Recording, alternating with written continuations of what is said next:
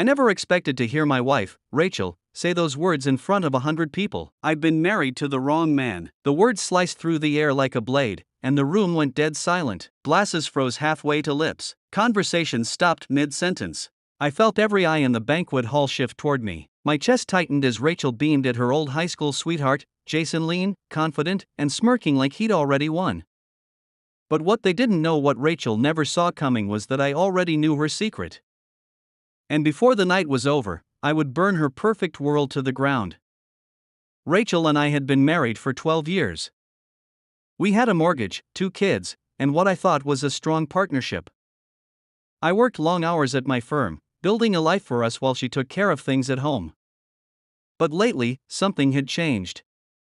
Late-night texts. Secretive phone calls. A distance in her eyes whenever she looked at me. I wasn't a fool, I knew when something was wrong. Then, last week, I found the emails. Hidden in a folder on her laptop, under the name grocery lists. Dozens of messages. Explicit. Emotional. And worst of all, directed to Jason Carter, her high school sweetheart. That's when I decided I wouldn't confront her. Not yet. I would wait. Watch. And when the moment was right, I'd destroy her illusions, just as she had destroyed mine.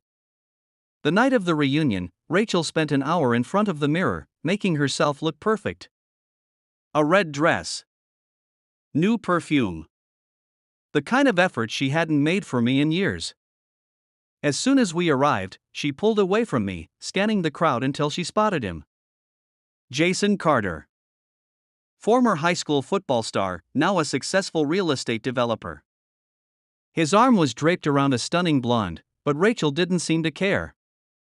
They laughed together. Whispered. Touched, just slightly, like they were testing the waters. I gritted my teeth, letting the scene play out. Then came the moment. The DJ lowered the music, tapping the microphone. Let's hear from some of our class alumni. Anyone want to share what's changed since high school? Rachel stood up. Smiling. Tipsy. And then, with absolute conviction, she said it.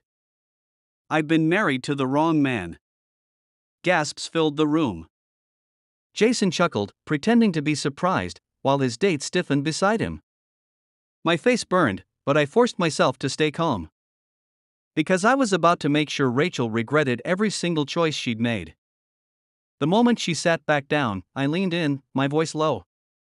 That was a bold move, Rachel. She smirked. Just being honest. I smiled back. Good. Let's keep that going. I stood, raising my glass. Since we're sharing truths tonight, I'd like to say something about my wife.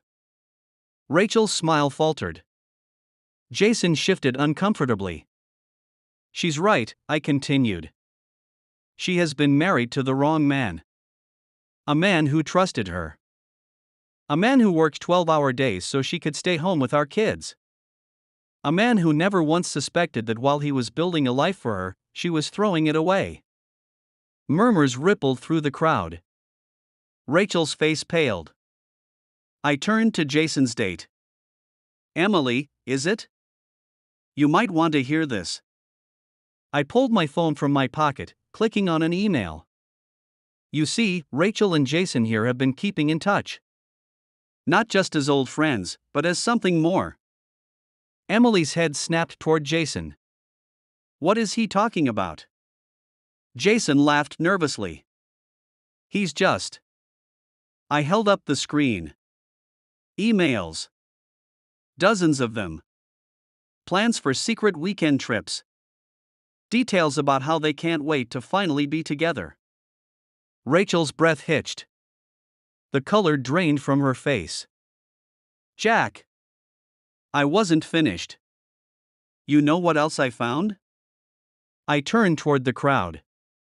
Bank transfers. Thousands of dollars from our joint account, funneled into a private one under Rachel's name. I always wondered why our savings weren't growing. Now, the murmurs turned to gasps.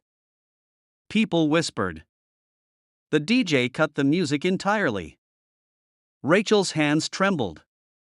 Jason's date stood up, shaking with rage. You lying piece of, she threw her drink in Jason's face before storming off. Rachel looked at me, desperation in her eyes. Jack, please. I leaned in. You wanted to be with Jason? Congratulations. Now, you have no husband, no savings, and no dignity left. I turned toward the crowd, letting the silence hang. Then, with measured calm, I pulled out a manila envelope and set it on the table in front of Rachel. Divorce papers. Her lips parted, eyes glossy with shock. What? I had them drawn up last week.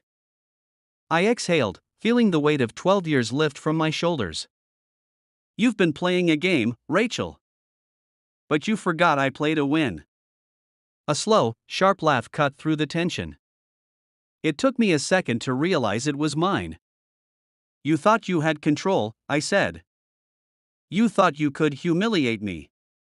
But tonight, I walk away free. You lose everything. Rachel's hands shook as she clutched the papers. Jason, now drenched and abandoned, muttered something under his breath and stormed out. I finished my drink, savoring the moment. Rachel reached for my arm. Jack, wait, we can talk about this. I shook her off. We could have. But you made your choice. I turned to leave. But before I did, I glanced over my shoulder and added, oh, and one last thing, since you've been funneling money out of our account? You'll be covering my legal fees. Her face crumbled. I walked away, stepping into the crisp night air. And for the first time in years, I felt free. That night, I checked into a hotel, turned off my phone, and ordered a whiskey. Not to drown my sorrows, but to toast to my future. Because for the first time in 12 years, I wasn't carrying dead weight. Rachel had thought she was the one winning. That she held the power. But in the end, all she did was set me free. As I sipped my drink, I smiled to myself. Some betrayals break you. Others? They make you unstoppable.